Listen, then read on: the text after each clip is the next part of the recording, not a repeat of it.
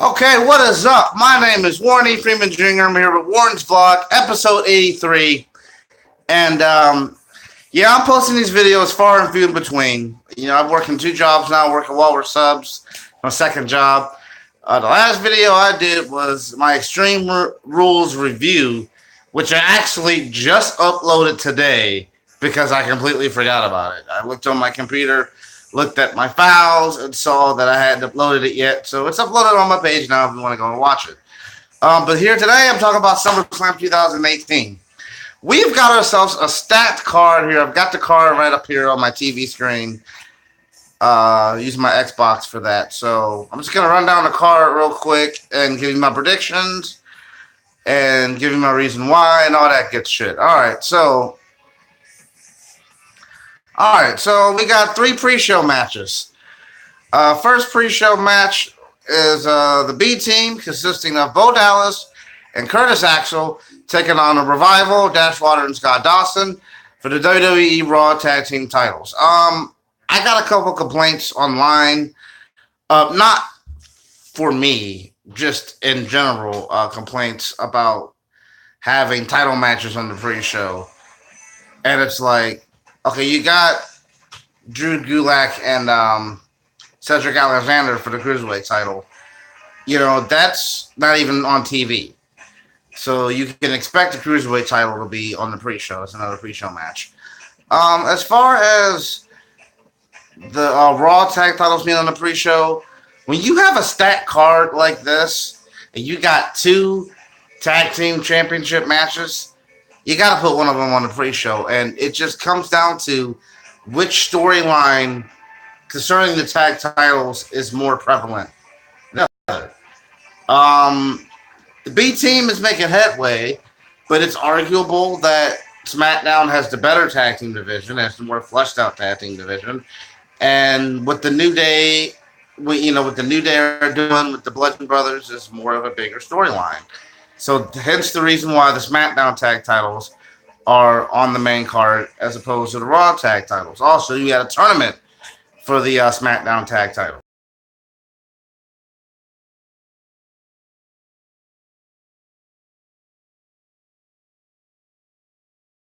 You had Cesaro and Sheamus taking on the Usos, and then the winners of those matches fought off, and then New Day won. So, yeah, the SmackDown tag title.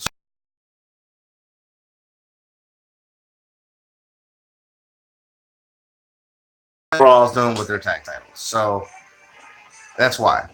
Okay, so that's the two pre-show matches: Cruiserweight title, Raw tag title. Um, as much as I like the B team, I would like to see the Revival. You know what? I'm going with that. The Revival is going to win the tag titles at SummerSlam. So that's my prediction for that. Drew Gulak and Cedric Alexander. I'm going to be honest with you. I don't follow 205 Live.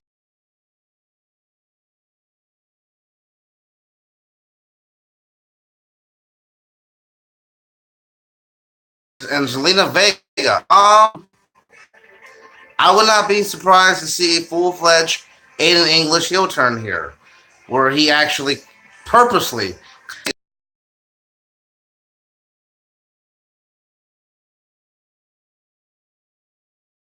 you decide to review this show, I will not review the pre-show because that doesn't go into my. It just does. I just don't do it because it's not a part of the main card. I only do the main card.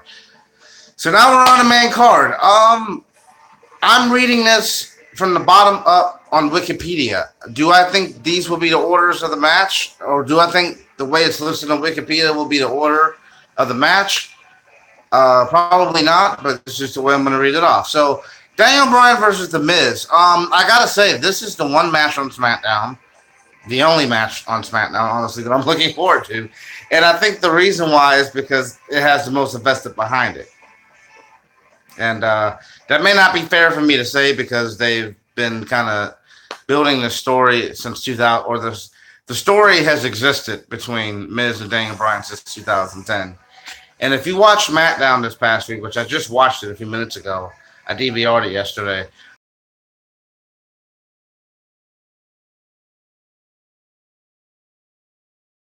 Daniel Bryan, they had like a three-part series throughout the episode of SmackDown, basically explaining like the first part was their time in NXT, and then the second part was everything that happened going up to Talking Smack, and then the third part was Daniel Bryan getting released to wrestle by the doctors, and then them leading the SummerSlam.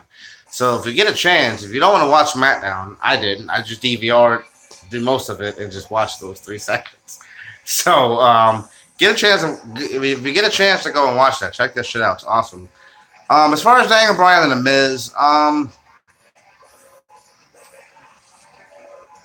gonna go and pick the unpopular decision of The Miz winning, and the reason why is I think there's a bigger story with Daniel Bryan chasing The Miz than Daniel Bryan just beating Miz right here.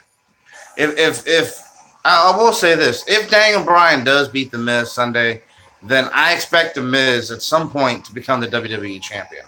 Or either way, honestly, like I'm picking Miz to win.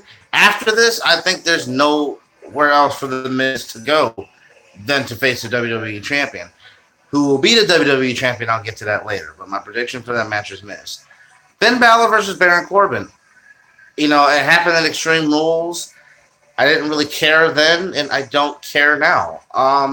So I'm just gonna pick Baron Corbin because Finn Balor won last month, and early. That's what WWE likes to do anyway with their even Steven 50-50 booking bullshit. So I'm gonna go with Baron Corbin to win that match. Shinsuke Nakamura versus Jeff Hardy for the U.S. title. The story surrounding this is Randy Orton. I honestly would not be surprised to see Orton get involved somehow. I thought it may become a triple threat match, but since we already got one triple threat match on the card with the women's title from SmackDown, it's going to be one-on-one, but the story here is Randy Orton and Jeff Hardy, and that's unfortunate when you have Shinsuke Nakamura as your champion. Orton's going to get involved. Shinsuke is going to retain the title. Jeff Hardy will probably win the match via DQ, but Shinsuke will walk out with the title. That's an unfortunate situation where you have your champion basically sitting in the background, But all right, I already did Drew Leck and Alexander. Oh, and this is the triple threat match in question I was talking about: Carmella versus Becky Lynch versus Charlotte Flair. What I like about this match is that each woman in this match brings something to the table that they can work off of each other. Becky, with her intensity and her technical prowess, can work well with Charlotte and her strength, just brute strength and athleticism. And I hate to say it, but Carmella's showmanship. So you have Becky's technical skill, Charlotte's strength, and Carmella's showmanship, and I think you have yourself a recipe for a great triple threat match. But potential doesn't always buy the groceries. You can't buy the groceries for potential. But this potentially could be a show stealing. I'm looking forward to it. As far as who I think is going to win, I got to go with Carmella, only because I feel like Becky's going to turn heel some kind of way. Whether Carmella gets the pin on Charlotte and Becky's unable to break it up, and Becky just snaps and beats the shit out of Carmella. I mean, turning Carmella heel would just be easy because we've seen it already. And I personally would like to see a heel Becky Lynch. Therefore, you branch off of that. You have an angle with Becky Lynch and Charlotte, and then you have Carmella move on to someone else. Maybe Asuka. Maybe Asuka finally kick her ass. All right, so Mella's going over there. Dolph Ziggler with Drew McIntyre in this corner versus Seth Rollins with Dean Ambrose in this corner. Dean Ambrose just made his return Monday on Raw, and that was like the big reveal since Drew McIntyre's in Dolph's corner.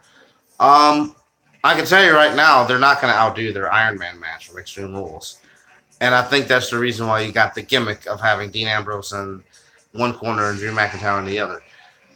With that being said, I think with Dean Ambrose just freshly returning, I think it's long overdue for a heel turn for Dean Ambrose So I think that starts Sunday, where Dean Ambrose will turn on Seth, and Dolph Ziggler will capitalize on said turn, and Dolph Ziggler will walk out with the Intercontinental Championship. That's my prediction.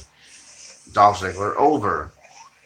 Braun Strowman versus Kevin Owens for control of the Money in the Bank briefcase. Now, if Braun Strowman loses or he's counted out, that will count as a victory for Kevin Owens, and Kevin Owens will indeed win the Money in the Bank contract. This is a hard one, but I'm going to go with Braun Strowman, and I'll tell you why later. Bludgeon Brothers take on the New Day for the tag titles. The Bludgeon Brothers are running hot right now. They've been hot since WrestleMania. I see no reason to take the belts off them. It's not like New Day is a new challenger.